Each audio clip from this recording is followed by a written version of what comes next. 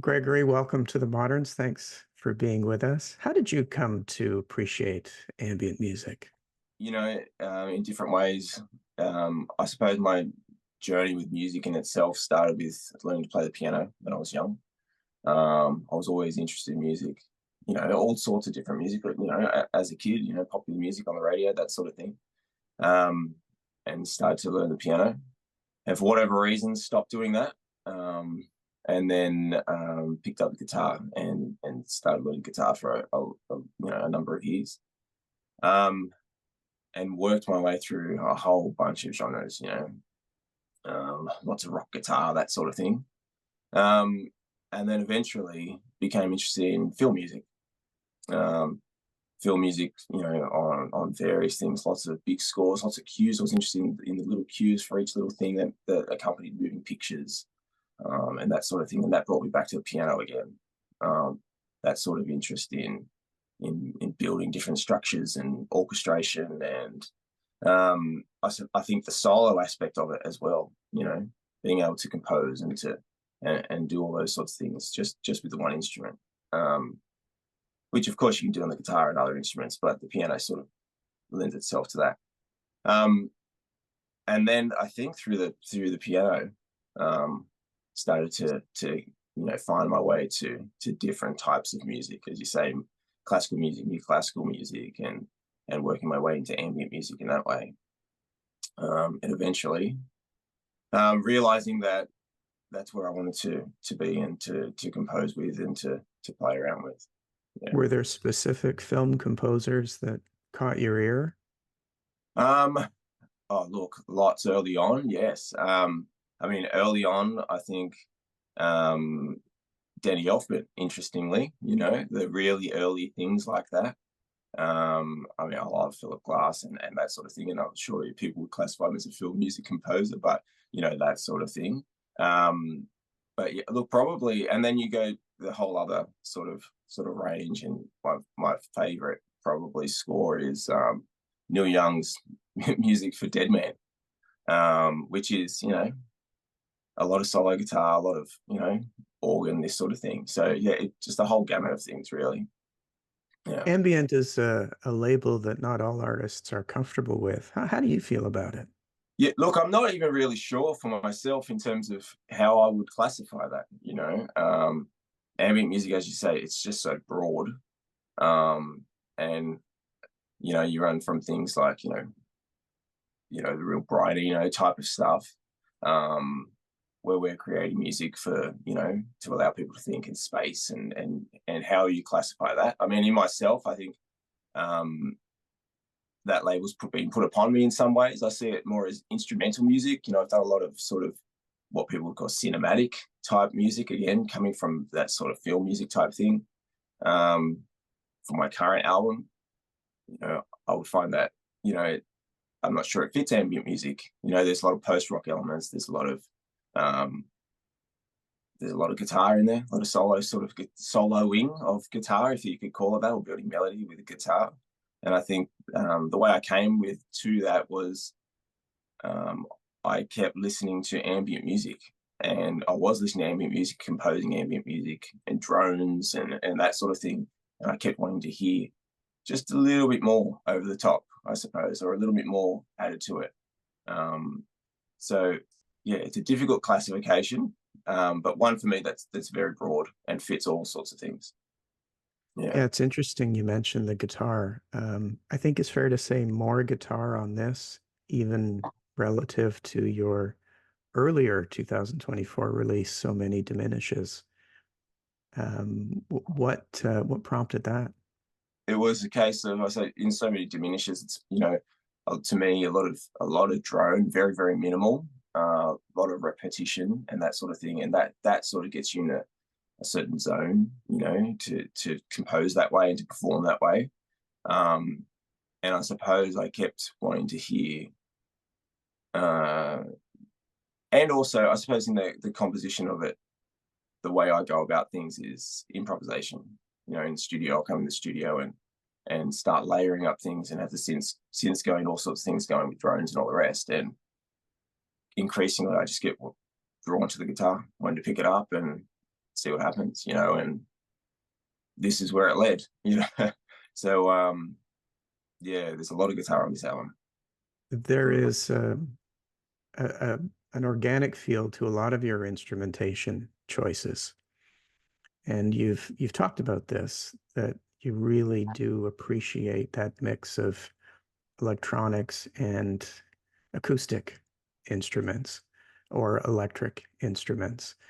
Um, how do you make those choices, and what drives you to want to combine those elements?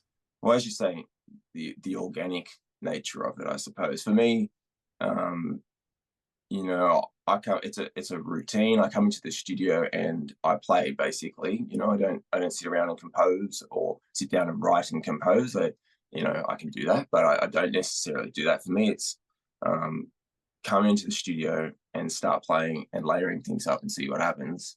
Um, but they are physical instruments. For me, the composition of it is a physical thing. If I think, oh, I want to go play some music, I feel like I need to go pick up a guitar, or I feel like I need to play the piano in that way. It needs to be a physical instrument. I don't have the same sort of feeling if I was to use digital or soft synths or that sort of thing. It needs to be a physical thing. So there's that physical element to it. Necessarily is organic because you have those instruments. They move sound. They feel a certain way. I think there's an aspect to it also that they need to be maintained. um, there's a you need to look after those instruments. You come in, they're dusty. You need to clean those things. There's a certain feel to that also. And look, I think that just comes from perhaps being a certain age. To be honest, growing up in the 80s and 90s, I craved those instruments. I wanted that stuff. I wanted that hardware. A beautiful piano is a beautiful piano. You know, it's more than a sound. It's in the same way a beautiful guitar is a beautiful guitar, and I mean just looking at it is inspirational. Touching it, feeling it, those sorts of things, and that is organic. And for me, it needs to be like that.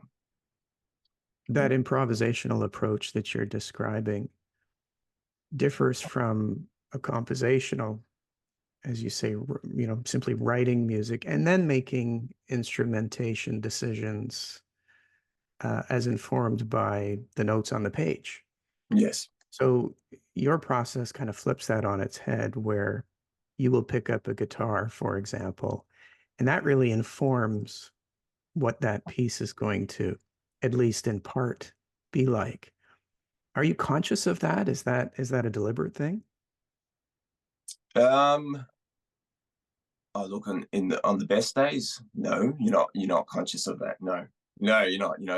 And I come in and just start playing, and as I say, on those best days, things just happen. And sometimes when you review those things, you wonder where they came from. That's how it is, and that's a great thing. But then, of course, it's a long process too. You can start with improvising something, start with layering it up, and then all those conscious decisions come in later on. And of course, I'm aware of those. You make sort of different harmonic decisions and different accompaniments and different all sorts of things and layer those up. So, but as I say, the feeling of, and I'm not sure how to describe that feeling, but the feeling of I need to go and play some music. I need to pick up that instrument. I need to play that instrument. That really informs what's going to come out on that day. The approach must produce some surprises for you along the way. What's that like? Mm. Yeah, it does. Absolutely. Sometimes I like them and sometimes I don't. Um, I do record a lot of music because of that. I do record a lot of stuff, and it can be difficult to go back and re-listen to some things, and I have no idea where they came from. I forget that I actually recorded those sometimes. There's that sort of amount of music. Um, but yes, it's interesting. Um, and the best ones are surprises. What about when it's not working? Yeah, that happens too. Um, it depends. Sometimes that's the time to go back and practice your craft in a way. I mean, again, they're instruments. I play, a number of instruments. and I want to be better at all of them. So if it's not working on a particular day, I'd go back and do some practice. Play something that I've played before, or listen to music. I mean, of course, you've got to listen to some music, and in that way.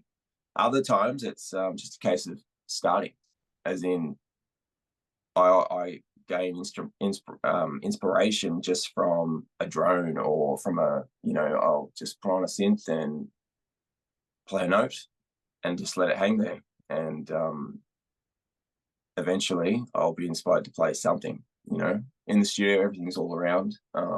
So I just turn around and play something else. There must be incidences where you try an idea on the guitar, let's say, and it's just not working, but that or a similar idea might work on a different instrument. Yes, yeah, for sure. And that probably comes down to those decisions that are made in terms of layering up things, in terms of harmonic structure, in terms of EQing it, the whole sort of track. Sometimes the guitar just won't fit. If I have, if you're playing the piano or synthesizers, or whatever it is, sometimes the guitar just won't fit quite right there, and you can play something else that will.